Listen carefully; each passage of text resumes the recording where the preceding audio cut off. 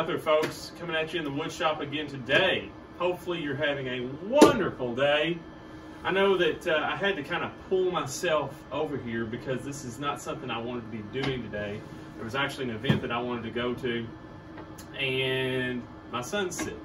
So we canceled going to the event, and I said, well, hey, you know what? Why don't we get over here, try to knock some stuff out to make some money? Because I'm all about making money. So that's what I'm doing today. In front of you, you're going to see, or in front of me, you're going to see a bunch of rough cut poplar. This is all roughly 2 inches thick.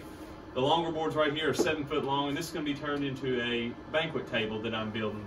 The client that I'm building this for, she wants approximately 20 of these, probably more now that we've been talking a little bit more. So she's already gotten 2 of them. So this is a project that's kind of a little bit further out, but I have to work on them steadily in order to meet my deadline. So in my shop, I have to pretty much just work on 2 at a time. And I also try not to work on these banquet tables whenever I'm doing other projects because they do take up so much space, being that they're 7 foot long and approximately 40 inches wide. So I have to keep that in mind whenever I'm trying to figure out what project I'm going to be working on next. And I can't really start one of these because I do them in pairs, just due to the fact that's how she wants to pick them up, and that's also kind of how I got my lumber at the lumber yard laid out. So I like getting anything else out of the shop and then working on them nonstop till I get them done. Then I pull the next thing back into the shop, and that's just kind of the order that I've been going in here lately, and it's worked pretty good. With a shop my size, it's not that big. I think it's 13 or 14 foot wide by 27, 28 foot long. And so I can't have anything else going in here besides these tables if I'm doing 2 at a time. And even at that, they have to be at the same stages. So in other words, I can't have one table pretty much done and finishing the table out as far as putting on the stain and the polyurethane, because I can't be sawing on the next table. So in other words, cutting or resawing or whatever you have to do because of the dust. So they both got to come along about the same pace. But you know, I don't like to kill myself with the the milling of the wood either, because I have done 3 of them at one time as far as mill the wood up, and it is a struggle. I just run out of space to, mainly after I get it off the planer, in order to cycle back around, being that most of the time I'm in here by myself.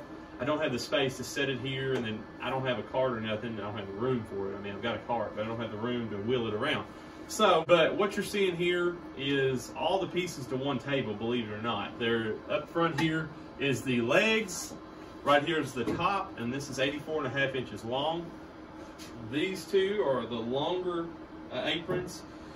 These 2 are the shorter aprons. And yeah, that's all it takes. So there's enough for 4 legs right up front here after they get milled down, and it does have a tapered leg on it, so it's tapered 2 ways. And I'll show you that in a later video. My plan is to kind of put a series together on this table in particular. That way you can kind of see from start to finish it turns into, and it starts out rough. You can kind of see how it'll turn out finished, but it starts out really rough. And that's actually a better board than some of the other ones. And she wanted kind of a rustic deal on these anyway, so there's knots and things in them. It's not the clearest wood, but what I do is I go back through and I'll fill those knots. If there's any gaps or voids, I'll fill them with epoxy, a clear epoxy, and it turns out really good. So she likes that look, and that's kind of what we've settled on though. So with that being said, this one is in its rough state. I kind of got ahead whenever I said I like to keep them in the same stages. I kind of got ahead on the first one because I was trying to get it bashed out with the first 2 I did, so that way she could come and pick up 3, but I didn't hit that deadline. No big deal. But anyway, they're actually sitting on the top of the other table that's in here. This is a finished top. It's already pretty much been sanded, but it'll have to be hit again because I'm stacking stuff on it. And then you can't see it, but back over here behind the bench is the base to it that's already put together. So it's just got a few more like little braces in it. I put 2 braces in the center here that I'll have to put in, but other than that, it's done. And it's sanded and anyway, if you got any questions, comments, or concerns on anything that you've seen, I know you haven't really seen a lot. I'll bring you in for a closer look on all this stuff. And all these boards pretty much started out either anywhere from I think my smallest board was, there was only one that was about 5.5 inches, but most of them start out as 12 to 16 inch wide boards. And I've had to rip them down in order to get the cups and the bows and everything out. The devil's in the details, and it's all in these first steps whenever you're milling up lumber. Don't skip the step. Don't say, oh, I'll fix that later. Don't do that. Just go ahead and get these things true on all 4 sides. And that way, at the end of it, you're not having to try to make something work, or trying to pull something together, clamp it together that doesn't really want to go together. So make sure everything's jointed correctly.